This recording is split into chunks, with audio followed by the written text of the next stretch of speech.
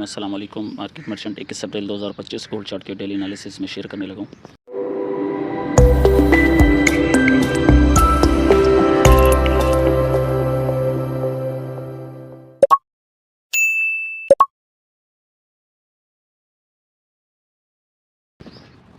अच्छा members, market आज फिर ऊपर के गैप से ओपन हुई है और हमने देखा कि market next all time high की तरफ गई है। और जैसा कि मैंने ज़िक्र किया था आपसे बहुत पहले कि मार्केट का जो लेवल है वो 3500 तक का है, तो 3500 की तरफ मार्केट बढ़ रही है। अच्छा, क्यों अचानक मार्केट जो है एकदम से इतना बड़ा मूव लिया है और बहुत पोटेंशियल कैंडल्स बना के मार्केट जो है एक इम्पल्स मूव के साथ अप साइड गई है। इस पे आज हम थोड़ा डिस्कस करेंगे, देन फिर हम मार्केट को देखेंगे कि मार्केट डाउन साइड कहाँ तक आ सकती है और मज़ीद ऊपर कहाँ तक जा सकती है।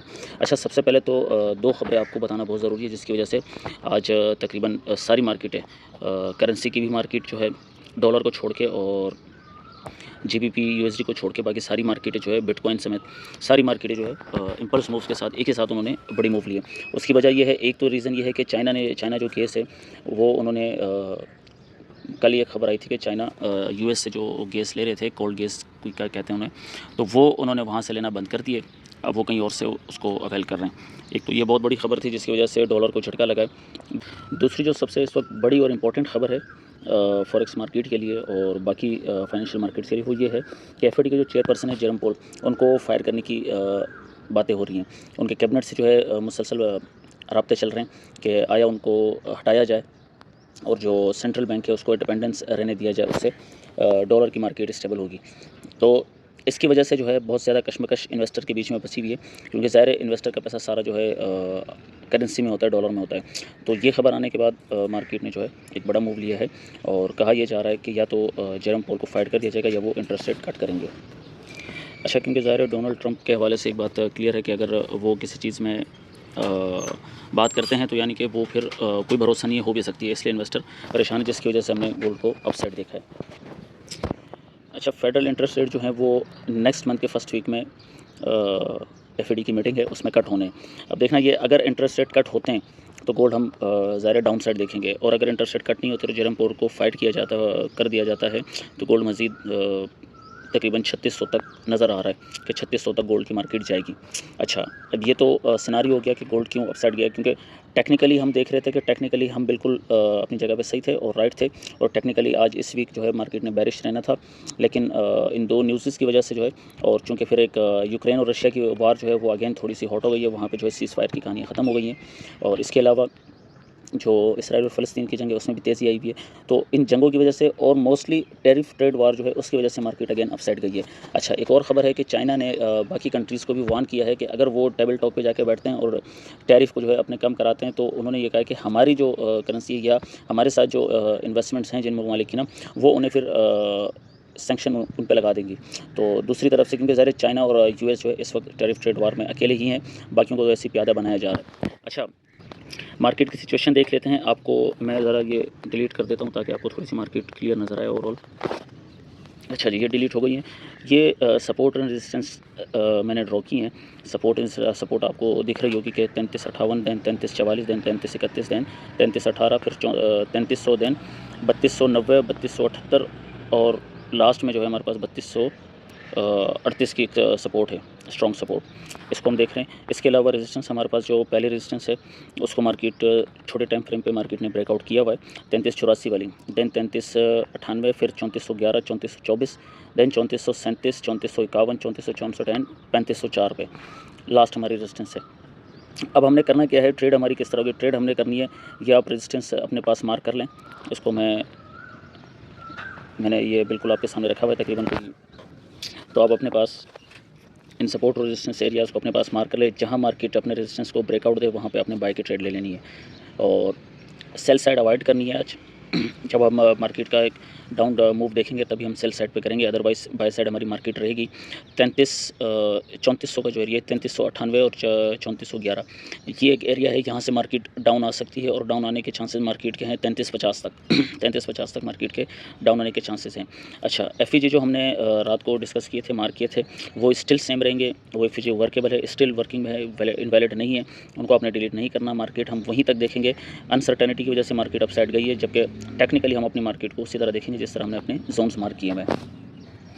अच्छा, 15 मिनट के चार्ट पे हम आ गए हैं। 15 मिनट के चार्ट पे हम क्या देख रहे हैं कि मार्केट ने जो हमारी पहली रेजिस्टेंस है 3384 वाली, मार्केट ने उसको रिस्पेक्ट करके अब अपसाइड अगेन ब्रेकआउट दे रही है। तो आप अगर यहाँ से अब एंट्री प्लान करना चाहे तो 3400 तक अपनी एंट्री प्लान कर सकते हैं।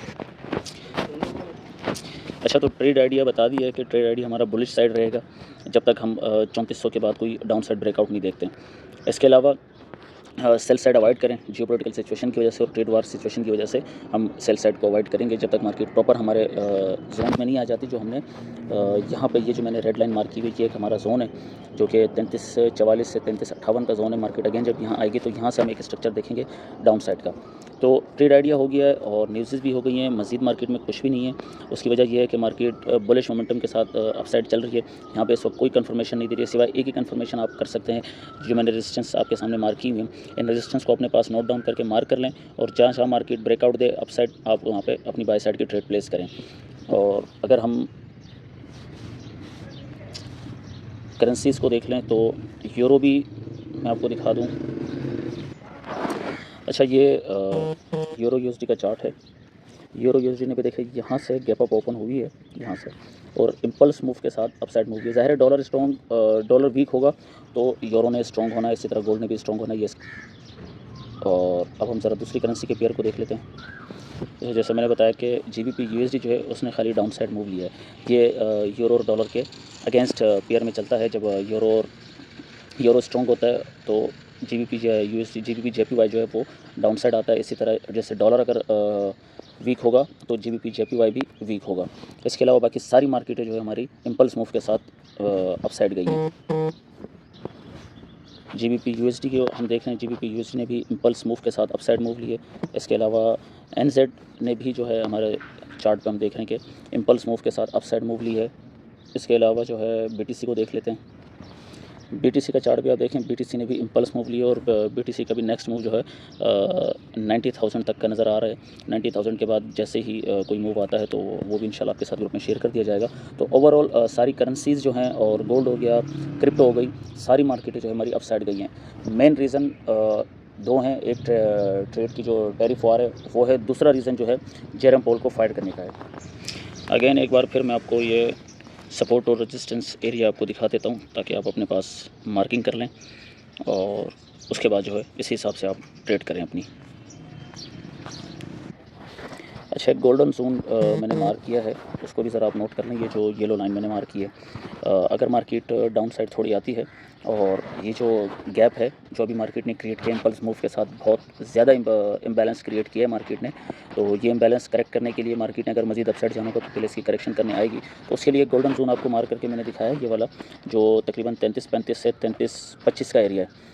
$10 का ये एक जोन है, क्योंकि ज़ाहिर 1 एज का चार्ट है तो इसलिए जोन हमारा थोड़ा बड़ा आ रहा है। यहाँ पे गैप अप भी है, गैप भी मार्केट का मौजूद है, तो ये एक हमारे लिए एक स्ट्रॉन्ग जोन बन सकता है।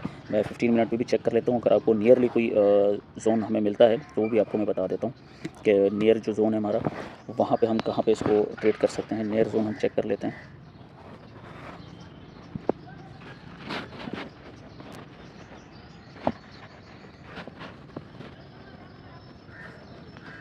अच्छा, नियरली जोन जो हमारे पास है वो 3348 से 3340 तक, 3348 से 3340 का भी एक जोन है 15 मिनट के टाइम फ्रेम पे। अगर हम देखते हैं कि अगर यहाँ से मार्केट ने कंफर्मेशन दी तो हम यहाँ से एक बाई की ट्रेड ले लेंगे। तो ओवरऑल सिनारियो सारा बता दिया, बहुत केयरफुली ट्रेड करनी है। मार्केट जो है स्ट्रांगली ओवरबाउट है, ये चीज़ ध्यान में रखनी है आपने। मार्केट स्ट्रांगली ओवरबाउट है, बहुत ज़्यादा इम्बैलेंस है। जो अभी न्यू इम्बैलेंस बना है वो ऑलरेडी बहुत ज़्यादा है। और इसके अलावा हमारे पास जो हमने ये स्ट्रक्चर मार्क किए हुए थे डे 1 के और 4H और 1H के, जो हमने एफिजीज मार्क किए थे, यहाँ भी बहुत ज़्यादा इम्बैलेंस है। तो इम्बैलेंस को जहन में रखना है क्योंकि ये बहुत ज़्यादा इम्बैलेंस क्रिएट हुआ है। मार्केट ने हर हाल में इसको पूरा करने आना है। जियोपॉलिटिकल सिचुएशन की वजह से मार्केट अपसाइड मूव ले सकती है, अनसर्टेनिटी की वजह से। अदरवाइज़ टेक्निकली देखें तो हम मार्केट को डाउन साइड ही देखेंगे। और इंशाल्लाह एज़ पर आवर प्रेडिक्शन कि हमने इस वीक गोल्ड को जो है डाउन साइड देखना है, तो डाउन साइड इंशाल्लाह हम मार्केट को देखेंगे। आज का मूव यही था और आज की ये डिटेल्स यही थी। अगर मज़ीद कोई स्ट्रक्चर से कुछ ट्रेड बनती है तो इंशाल्लाह वो भी आपके साथ ग्रुप में शेयर कर दी जाएंगी। तब तक के लिए मुझे इजाज़त दीजिए। अल्लाह हाफ़िज़।